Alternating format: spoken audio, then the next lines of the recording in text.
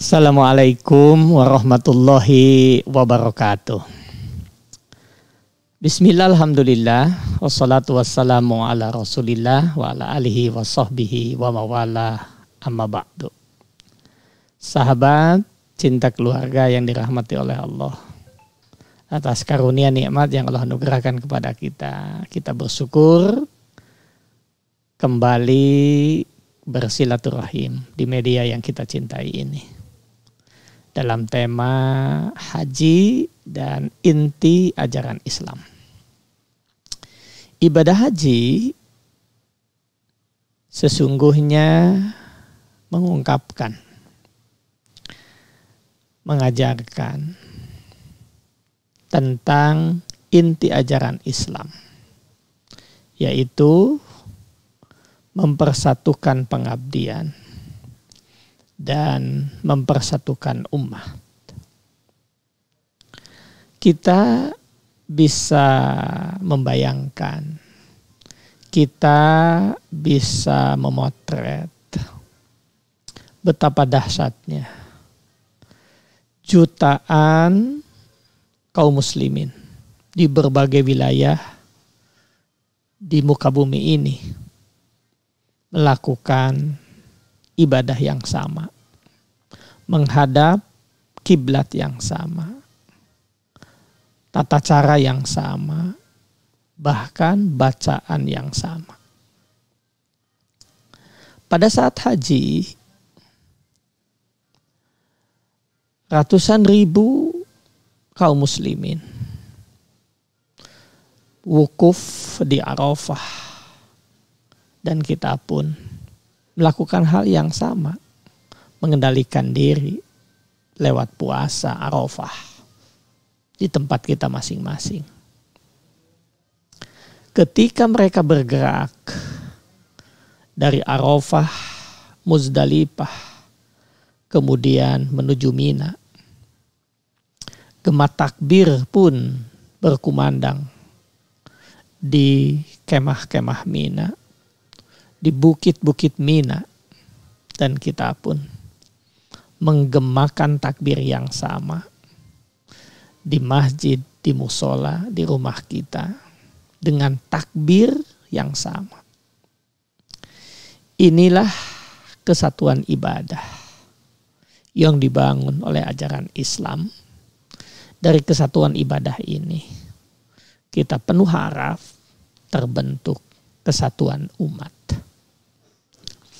Oleh karena itu, Islam bukan hanya mengajarkan bahwa manusia adalah sama di hadapan Tuhan, manusia sederajat di hadapan Allah, tetapi Islam pun melarang, bahkan boleh jadi Islam pun mengutuk sikap mental yang merasa lebih dari kelompok yang lain, merasa lebih atas orang lain.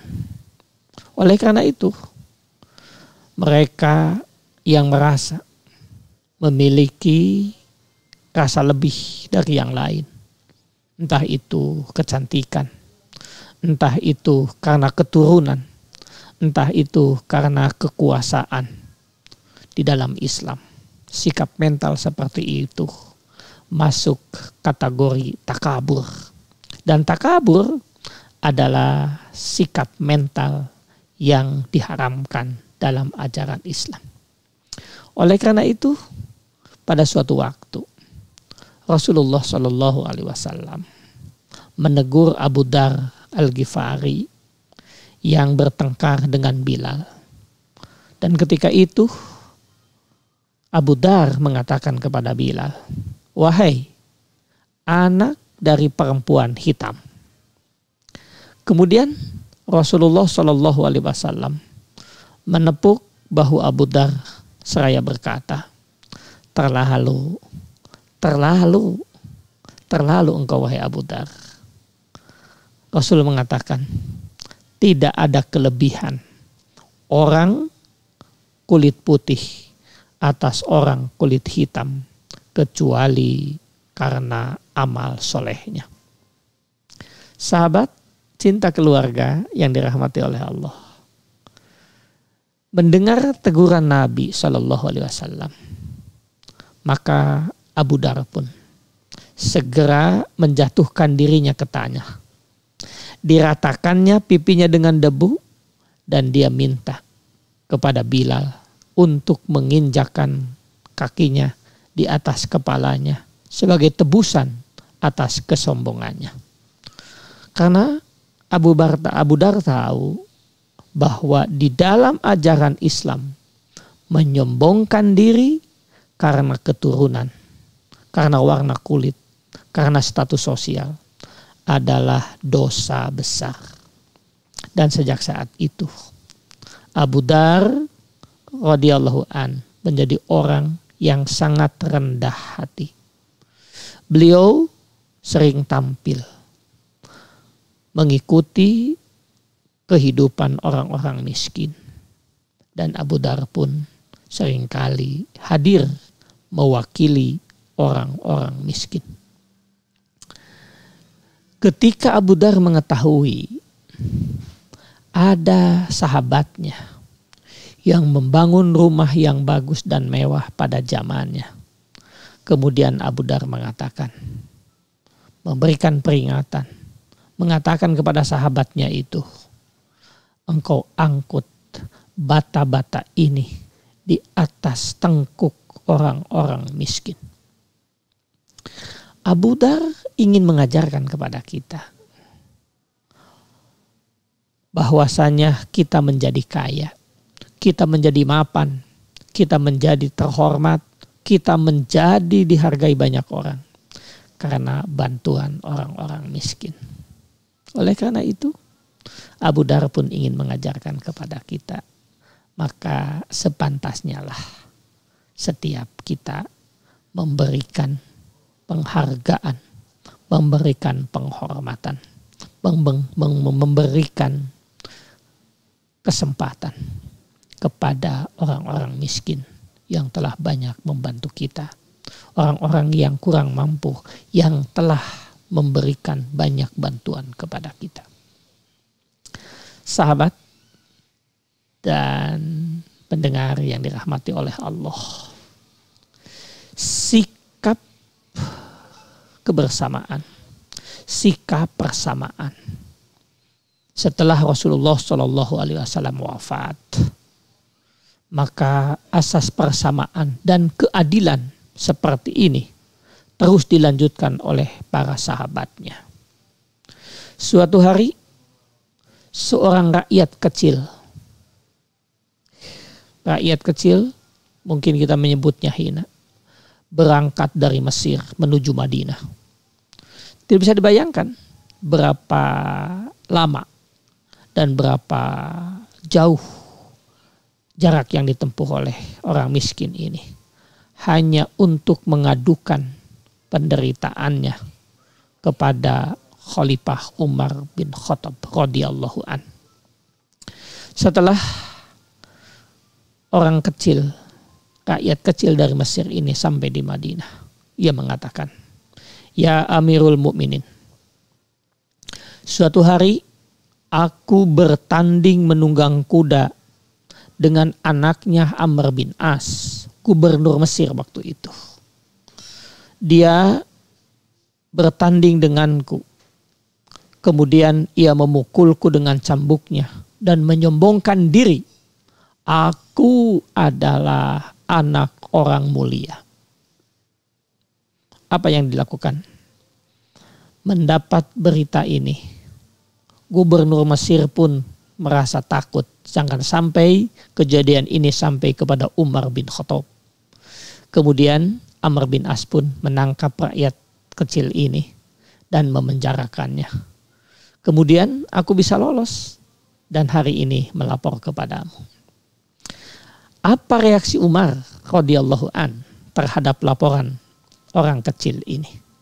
Umar pun segera mengirim surat kepada gubernur Mesir Amr bin As yang intinya meminta ia dan anaknya datang ke Madinah pada musim haji. Setelah musim haji selesai, maka Umar pun melemparkan cambuk kepada orang kecil yang melapor itu. Kemudian pada saat itu anaknya Amr bin As yang merasa mulia, yang merasa hebat pun meraung dalam cambukan keadilan ajaran Islam. Setelah mencambuk anaknya, Umar pun melemparkan cambuk itu dan mengatakan, cambuk pula orang tuanya, cambuk pula Amr bin As. Apa kata anak kecil, orang kecil ini? Dia mengatakan, cukup. Aku hanya membalas orang yang mencambukku.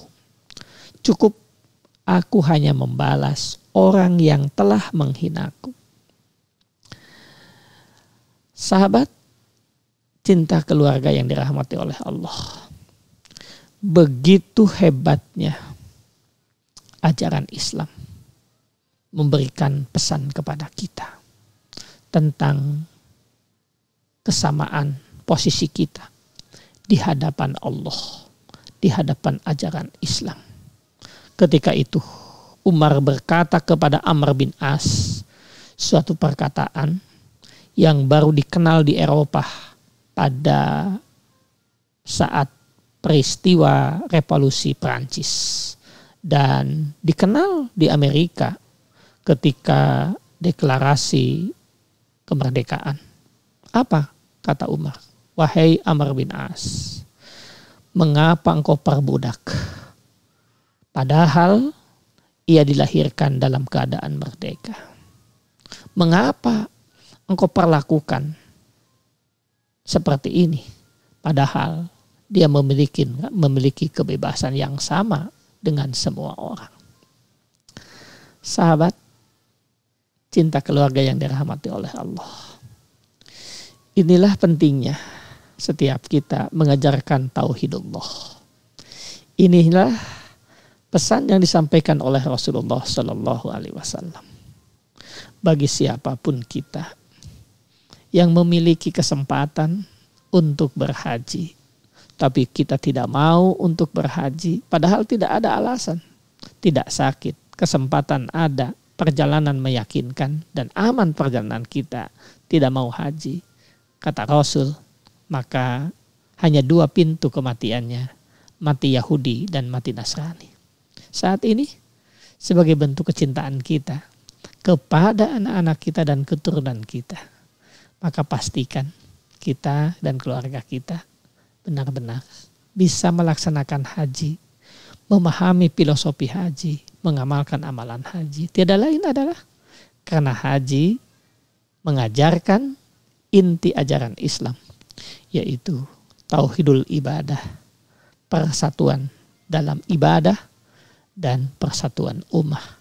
2 kekuatan ini yang mesti kita berikan dan kita wujudkan dalam kehidupan kita, sehingga setiap kita memiliki kesempatan untuk membangun peradaban dengan pesan-pesan ajaran Islam. Kita berlindung kepada Allah. Semoga sahabat kita, keluarga kita, teman-teman kita yang tahun ini berada di tanah suci untuk melaksanakan haji dan umroh, setiap kita, setiap keluarga kita memahami pesan inti ajaran Islam yang disampaikan, yang dimunculkan, yang diajarkan oleh rukun Islam yang kelima ini adalah haji, yakni kesatuan ibadah dan mampu membangun persatuan ummah. Umat inilah yang harus dijaga kebersamaannya. Keberjamahan inilah yang harus kita wujudkan dalam kehidupan sosial kita. Semoga Allah yang Maha Sempurna menjadikan setiap kebaikan yang kita lakukan, mengantarkan setiap kita menjadi pribadi-pribadi yang dimuliakan oleh Allah Subhanahu wa Ta'ala. Insya Allah. Terima kasih. Assalamualaikum warahmatullahi wabarakatuh.